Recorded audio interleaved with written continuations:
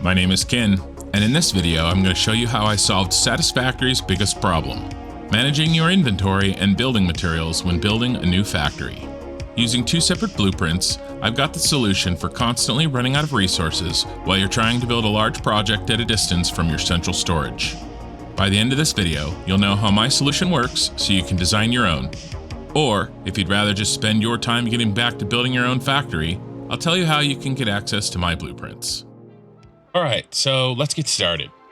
What I've built here is a little area off the Spire coast that we can use to demonstrate my system and my solution. First thing we have is an area that represents our remote project. In this case, we're building a power plant. We've got refineries, we've got fuel generators, and of course we're going to need foundations. So that comes to between the items we need for the refineries and the items we need for the fuel generators, as well as some foundations. That's 10 needed items. And so we're going to be using those 10 items to demonstrate how this system works. Next, of course, we have a train station. And in our case, this train station is very, very short. But this system will work no matter how long the train line is, or it will actually also work with 1 to 5 Mark V belts. So if all you have is belts, this system will still work. But you do need some way to get from your project location back to your central storage.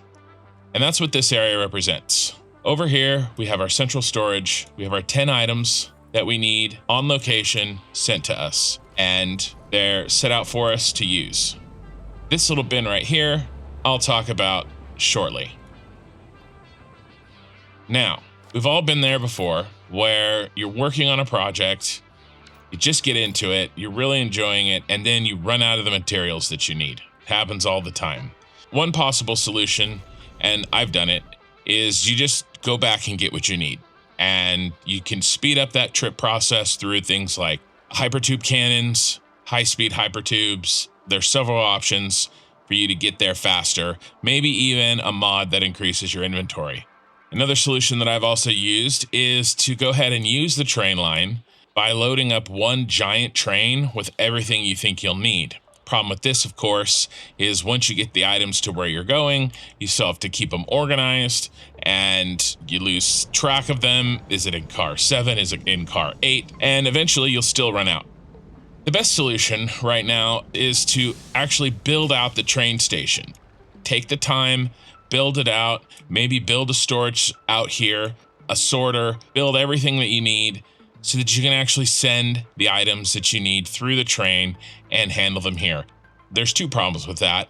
One is that it takes a long time and it takes away from your project. And honestly, when you move on to the next project, whether it be a computer factory in the Dune Desert, you're gonna have to rebuild that whole thing all over again. The other problem is that once you set up sending the items, maybe it's heavy modular frames, eventually you're not going to use them as fast as you send them. You're going to have to stop sending them to yourself, or you're going to overflow, or you're going to have to sync them. And you may not want to sync the heavy modular frames or the computers or the radio control units. And so you have to go back to the central storage to turn it off. The big problem with all of these solutions is that it takes time away from your build. Either you have to build an entire setup just to get started, or you're running back to the base over and over again to refill. And I've got a solution to solve that problem permanently. So I designed this system during my Let's Play series, and I've put a card in the upper right corner right now for episode 1 if you're unfamiliar and would like to check it out. But what we're going to do now is I'm going to set up my system that uses 2 blueprints. I'm going to show you how it works, and then I'm going to break down each blueprint individually and show you how they work so that you can design something like this for yourself. And if designing something like this isn't something that you want to do and you just want to use what I've designed, at the end of this video, I will tell you how you can do that. So our first step is going to be building the sending area. Now, the good news is, in your playthrough, the sending system only has to be built once, wherever your central storage is. It is the more complicated one, so that's good news. Now, in our case, we're using Remote Switch version 3. I've got everything set up, so we should be able to hook this up pretty easily.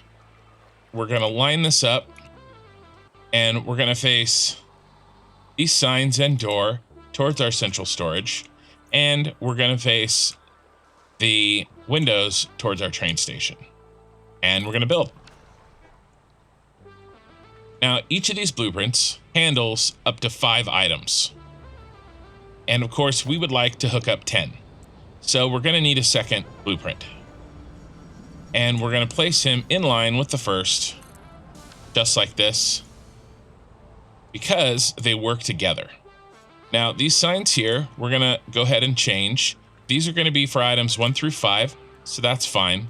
But we're going to come over here and we're going to change this sign to 6 through 10, so that we can keep track. And we're going to do the same thing for the sign over here. That way, just help us keep track of what we have going. Now, this system works for up to 30 items, even though we're only using 10. Now, you could run this down and build all 6 in a row, or these can also be used in a stackable way. But for our purposes today, we're just going to use the first 2. So, first step that we need to do is we're going to hook up power.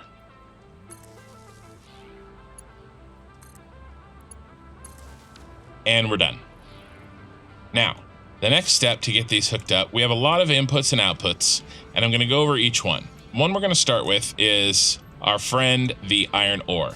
Now, because we're off in the Spire Coast and there isn't an iron node nearby, I've gone ahead and just filled up a box. But if you were using this in your save, you would definitely want to hook this up to a node. We're going to feed the iron ore into our blueprint first. Now, that's what these doors are for here, is to make sure that we can connect. And we can move the iron ore through to the next blueprint. One note that I'd like to make here is, for some reason, these single doors, they can get a little buggy with how the belt is placed. So we're going to double check and make sure that it's actually connected, if you can see the difference there versus there. And we're going to make sure, because there is a splitter just inside, and that's flowing much better, and we're flowing in here as well. So we're set. And next, let's talk about, before we hook up our inputs, let's talk about our outputs. So we really have 2 outputs. We have the major output that supplies all of our items once they're switched on, and that goes into our train station. Next, we have our byproduct of using this switch. And in this case, because we're using iron ore, and I'm sure you can see the smelters through the window, our byproduct is going to be iron ingots. And just like the iron ore, we can connect these together and chain them down the line. Now, same goes for this. We're going to hook up this output into the next train station. And finally, we do need to deal with our extra items. And so to do that, we're going to build an awesome sink. And we'll just make sure he's lined up, and he is. And feed that and connect that to power. So now we're all set. When we turn on these switches, it will produce iron ingots that we will deal with through the awesome sink. Now, we do have a couple extra doors here, and unfortunately that's just an artifact of the fact that I needed to use an offset window, and we had an extra space here that we didn't need. Now, that covers all of the outputs. Time to work with the inputs. Now, this is pretty straightforward. We have our 5 items that we want to send, and we plug them in to our 5 locations. Now, these 5 items are going to keep filling, because inside the blueprint, there is another storage for each item. And we're going to go ahead and we're going to fill this side as well.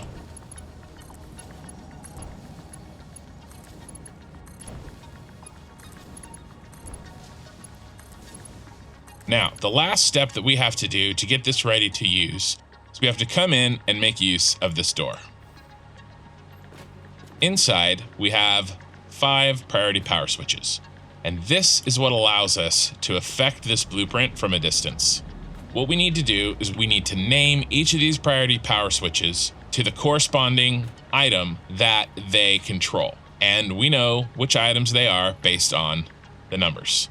So we'll come out here, take a look, and we have encased beams, heavy modular frames, computers, concrete, and plate.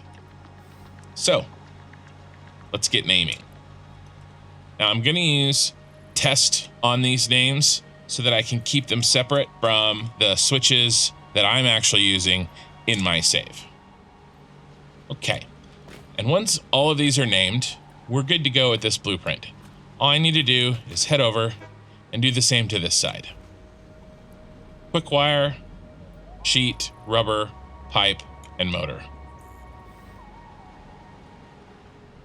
Okay, now that we have all of our items named in both of our blueprints, we're going to head into the circuit break priority, and we're going to pull these items, these switches, out of the undefined area over into priority group 8 so we can find them easily and switch them on and switch them off and use them the way that we need to use them.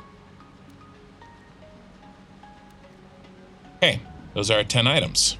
And with that, our setup for the sending side is complete. As a note, this is the 3rd version of my blueprint, and the first version took me basically 16 hours to set this up on the sending side, or all 30 items, and we just knocked this out in less than 10.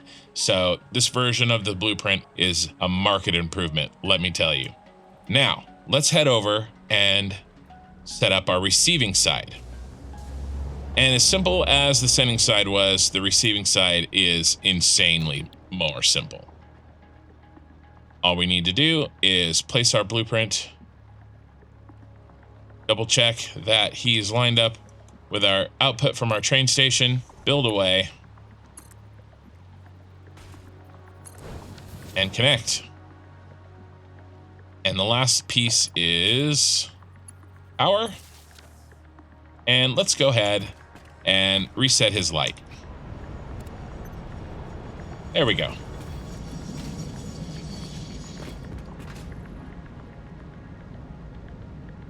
Take a look at this. This holds all of our storage, all 30 of our items. Now, the majority of these items are set in the double storage, but the top 2 rows here only have singles because, frankly, we were out of space. But I did try to make sure that the items that are in these top 2 rows are ones that we need maybe a little bit less than the others. Now, the last piece that we need is a priority power switch that we can use to call for our items when we need them. Now, as you've heard, as we've been building, our train has been running nonstop, but there's been no items going in or out the whole time. And the train is running right now with empty cars, as you can see. Now, we're going to change that. We're going to come down here, and using a new feature that was just added this week in a patch, we can turn an entire priority group on or off. We have our 10 switches that we just named in priority group 8, and we're going to switch them all on. Now, all we have to do is wait for our train to go and pick up our items and bring them to us.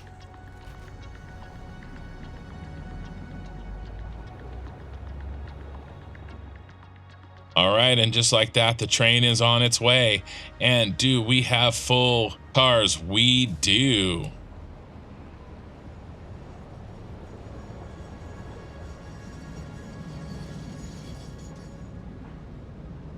And let's watch it unload.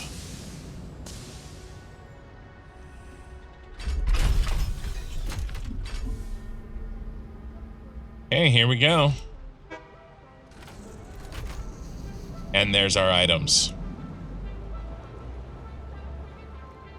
Let's see, what do we got? There's our quick wire loading.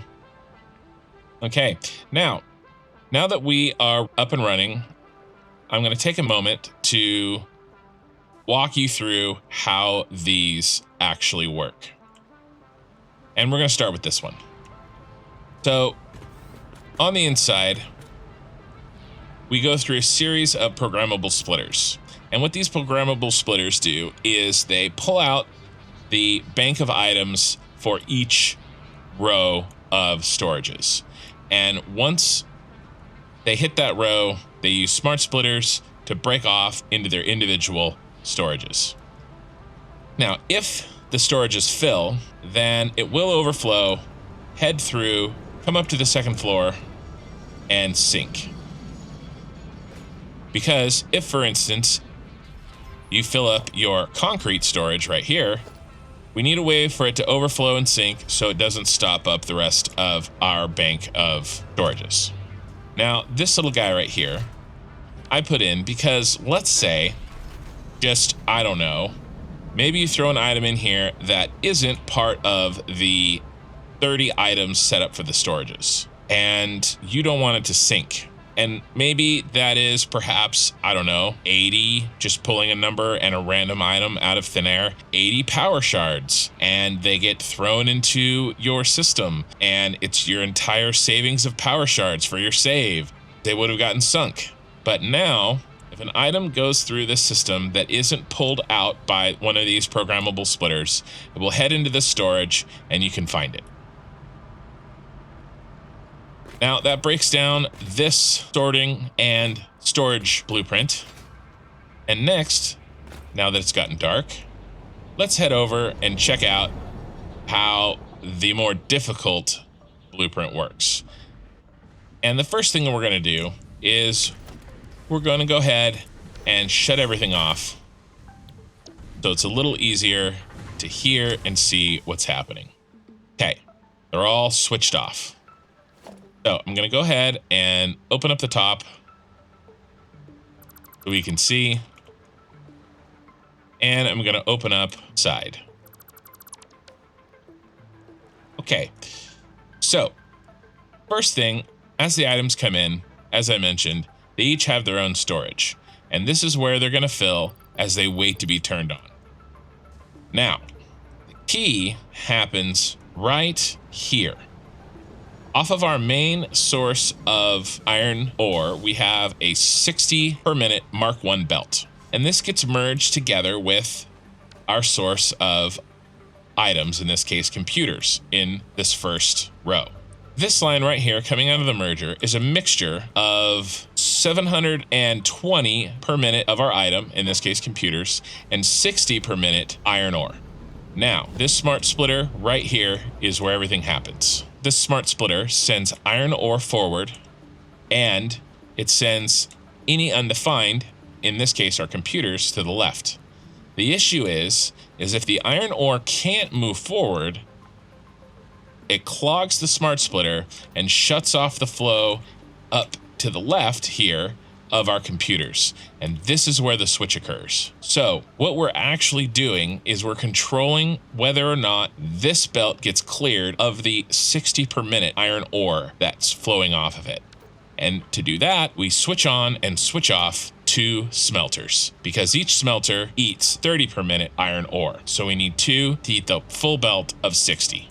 And that's all this splitter does, is it sends 30 up to the top floor, and one switch, the switch for computers, turns on both smelters. So let's go ahead and do that so we can see it working. Computer test. Smelters are on. They are clearing the iron ore, and we can see the computers are flowing right here. Let's put ourselves another priority power switch. Turn off computers, smelter shut off, the smart splitter clogs, and the computers finally shut down. There we go. And they're off. The remaining portion of this blueprint is, of course, the other 5, or the other 4 items, but also managing the output that gets discarded down the line. That is it. Through this system, we can remote call any item we want to any location we want. All we have to do is change our train routing. Are we done with our power plant and we're moving on to our computer factory in the Dune Desert? Okay, well, reroute the trains and turn them on. That's it. Now, if you don't have a good source of iron ore where you're situated, then these can of course all be switched over to copper, and copper ore can be used in its place. The same principle would apply. Hopefully, I've given you enough information to design your own system, but I understand if you just want to use these blueprints. I make all my blueprints as well as my Let's Play save file available to my current channel members. To get access to the blueprint, you would click on the join button under this video or follow the link in the description. The lowest level member gets access to blueprints and save files at $5 a month. Once you become a member, the files themselves are on my Discord and there's instructions on how to download them in the Discord. Please note that the Discord is not just for channel members, but anyone. We get new members every day and chat about Satisfactory and help each other out with questions and just hang out. So please feel free to stop by and say hi. So that's it. That's my system from beginning to end. Really think that this could help save you a lot of time over the course of a playthrough, making sure that you have access to all the items that you need to build what you're going to build. I know it has for me. It's been a lifesaver. This design and video has been in the works for many weeks, so thank you for watching. If you found it helpful, please consider giving it a like, or even sharing it with a friend or your own Satisfactory community. If you want to check out my Let's Play series, a link to episode 1 is in the description. I also live stream once a week right here on YouTube, Saturday nights PST. That's it for now. Until next time.